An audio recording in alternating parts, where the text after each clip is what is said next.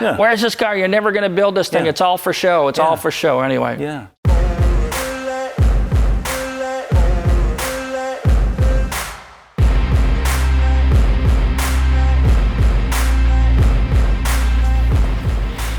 So we're back at Just Driven to see updates with the Supra, and a lot has changed since the last update.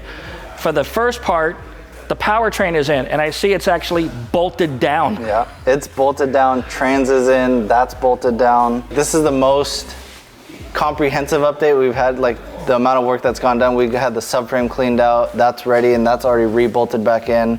That story is coming up right after the break. Confession, I hate cleaning my own cars.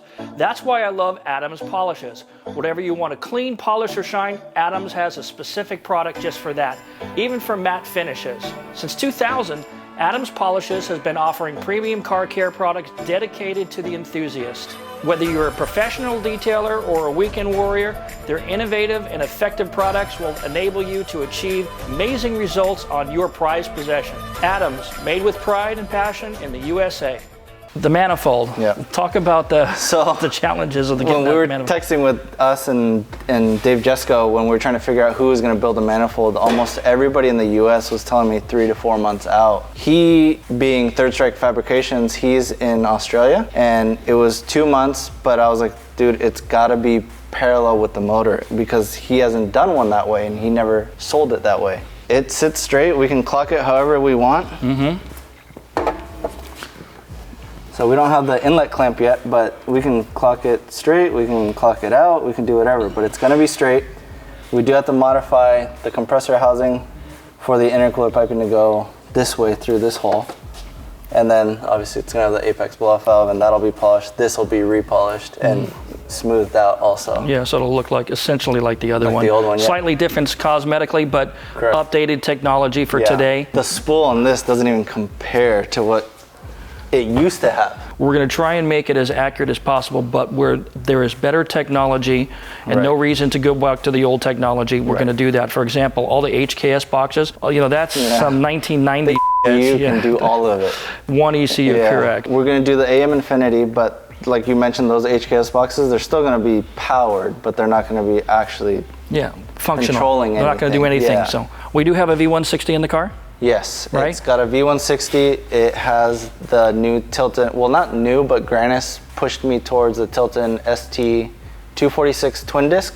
So it's clutch, twin disc, flywheel, everything all from Tilton and Granis, and a Tilton new master. And suspension? So the suspension that's coming that nobody knows yet, which you will now, is the HKS Max 4 drags. So it's going to be set up much softer in the rear, so that way on the launches it'll actually squat, and we could try to get all the traction we can get out of it with 285s. Well, then we're going to have to race the Charger. Yeah, for sure. Okay, again, not set up exactly the way my car was, but you got to remember that was a show street car. Right. The wheel offset's been fixed. One thing I hated about my old car, the wheels were tucked too far underneath, especially for the body kit, the way the unique characteristics of the Bomex body kit. Right. It just looked dorky. I hated it.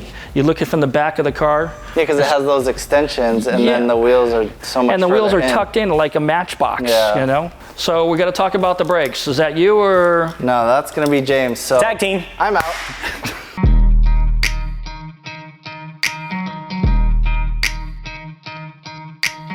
They are AP, right? And they're big 6-piston. I don't know if it necessarily shows here, right? But when you have a rotor in there and you have that on the car, well, look at this thing. It's bigger than my foot, literally. It's serious stopping power for sure. You can see the AP decal that was there temporarily. That's exactly. Yep. Dave had set it up where he could have it look, appropriate, and we're gonna do them in the right color, and we're going to see about getting that badge made. Hopefully, we can find maybe a trophy shop or someone that makes small plaques to. Depending on the heat, of course. That's why it needs to be steel. And then the roll cage.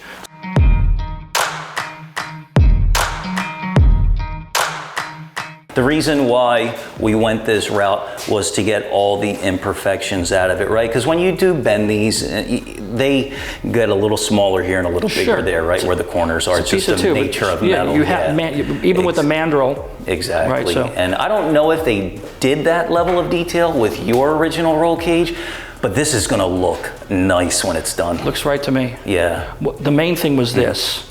I forget what they call them, but it's basically the other side for the downpipe Right. has this claw that comes in here so it doesn't move. Pat Safi, the guy who worked at Eibach with me many years ago, created this for me. He built it. What I wanted was a cage where I could put harnesses on. It didn't have to be NHRA legal. Right. So tubing's only 1 1/4. I just wanted the harnesses on there. You know, so instead of a harness bar, we did this. Yeah. I've seen several done around the world, and they're wildly off. They're wildly off. Well, we looked at several photographs, and I think we nailed it. Yeah, so do I. Yeah.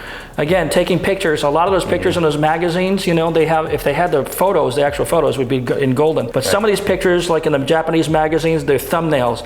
I found myself, I'm at the age right now when I'm going through the magazines, I'm going like this to try to open the image. I'm like, like it's a phone. It's paper. I caught myself doing that like 5 times. For those truists who followed the car's progression through my ownership and afterwards, it was yellow because the car was originally yellow, okay? Universal didn't want to change it to orange because they knew they were going to have to change it back. That's why all the roll bars and the stunt cars and replicas were yellow. Right. But right after I got the car back, it went out and got chromed. The original color was based off the color of the Supra. The Supra was originally white, and then I painted it yellow, which was a Mazda color. Competition yellow mica, which had a lot of pearl and flake in it, right? So the cage was not done that way. It was just a yellow that matched.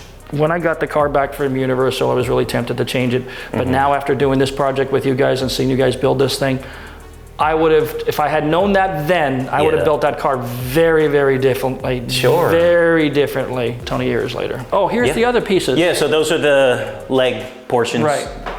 Looks like you still got another coat go. And I love how Richard used all the provisions, the factory provisions for the bolt downs. He didn't have to cut, he didn't have to weld anything, and it's gonna be strong. Yeah. It's gonna hold it in there nicely. Well, if I roll over, we'll find out.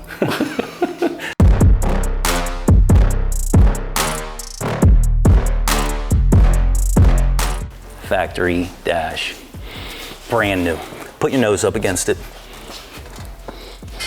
Holy Yeah. it smells like a new car. You know, I think it's going to smell like a new car in this. Isn't the carpet new as well? It probably will, yes. And the seat, the upholstery, the car is going to present new. It's going to be pretty amazing. We were lucky to get these. This was actually in the 3rd batch that came to America. So there was actually 2 batches before this dash that came from Japan to America. So I got on a list for that first batch, right? And they're like, no, you didn't make it. Well, keep your fingers crossed, James. Maybe you'll get on the second batch. This is the repro parts, right? These are made by Toyota in whatever factory that they use now in Japan. It is identical. I mean, even down to all the bosses. And you can see I transferred the wiring harness to it already. So all these, you know, connectors and clips are everything from the original. And man, you really got to use kid gloves when you're removing these, because it's a 94, right? So that's how many years? 28 years. 28 years, right? So I'm turning screws on plastic, that's 28 years. So every time I crack, guess what? I got to find a new part. And then some things like this are missing because it's tweeters broke. They just fell apart in the sun. It turned to dust when we removed these. Fortunately, right, there's this company, and check this out. It's called Auto Extrude, right? These guys 3D print. That is the tweeter cover. It just pops right into place, but it's got as black, if it was right? factory. No, we can color match it. That's not an issue. Oh, it looks much closer than it did in your hand. Okay. Much closer. There you go. I just love how this thing is so perfectly uniform, whereas the one that came out was like Now we have the know? carbon overlay for the dash. We do. So they put a gauge was down here, right? That went effectively through this. I'm assuming it went right where exactly this that. hole is. Yeah. But I don't want to be there the day they drill the hole in the carbon fiber trim that you put on the dash. No, don't worry, I'm gonna do it. Okay. Yeah. I've done it plenty of times. All right. Doesn't hurt my feelings anymore. It's not that. Yeah. It's just I'd be afraid to get a crack in the clear coat, you know. But We'll take provisions.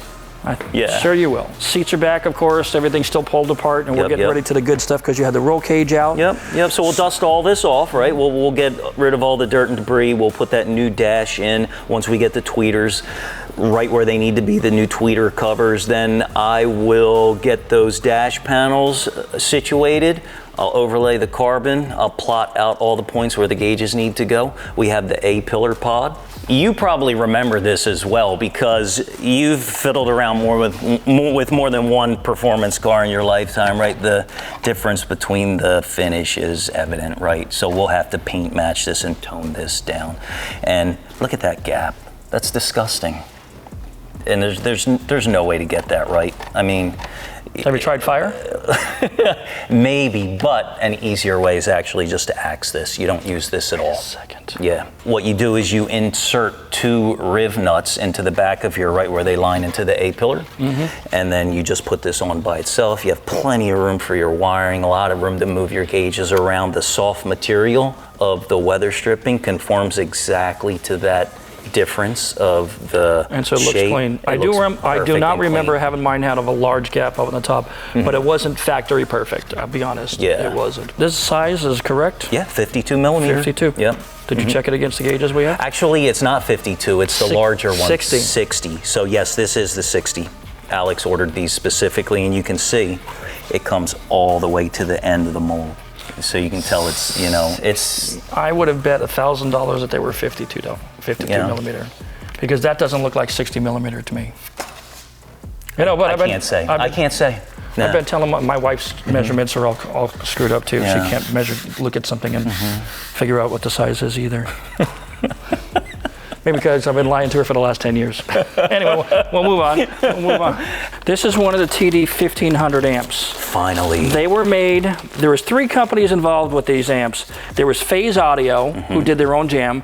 There was Butler Audio, and there was it BK? I think BK is from Butler. Okay. So all same companies, daughter companies, or all 3 different? no, completely different companies owned by different people. I'm not sure if BK was separate or it was a BK Butler, so I might be off there. We were doing some bartering with Dave Deshane up in Canada, who had what he thought was a second amp. Okay. So they got that amp to Butler Audio in Colorado, and they checked it, and it was a TD 750, and it was trashed. Oh boy. And one of them had an amp, had a tube in it that was an old Soviet era tube, because they're tube amps. No way. Yeah, if you can get the existing TD 1500 that needs a little bit of work up and running, and then can you reconstruct in that shell the TD 750, which is the same size as a matter of fact, physically, yeah. turn that into a TD 1500, tell me what that would cost. Okay. So he's not sure if he has all the circuitry and all that kind of stuff. The other remedy is there's a company that sells 3D printed versions of these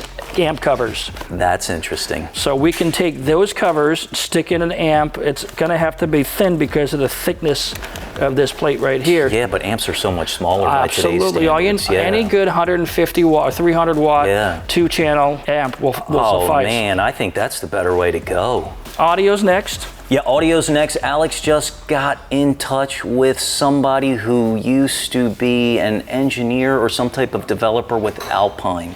He has a lot of experience and he's very nostalgic about these type of builds. So he's going to be paying us a visit next week. Super lucky to meet that guy, and it was just by a fluke chance. Thanks for watching, everybody. Don't forget to subscribe and like the Just Driven YouTube channel. Tell them about your videos. Yeah, so if you want to see the nitty-gritty details, the engine going in, the clutch getting assembled, all the bits and pieces getting put together, check out Just Driven. You'll love it. We appreciate it. And sorry Daryl couldn't be here today. I'm the stand-in. Hopefully I did a good job. Thank you. See you on the next one. You did that less than 1,000 words, unlike Daryl.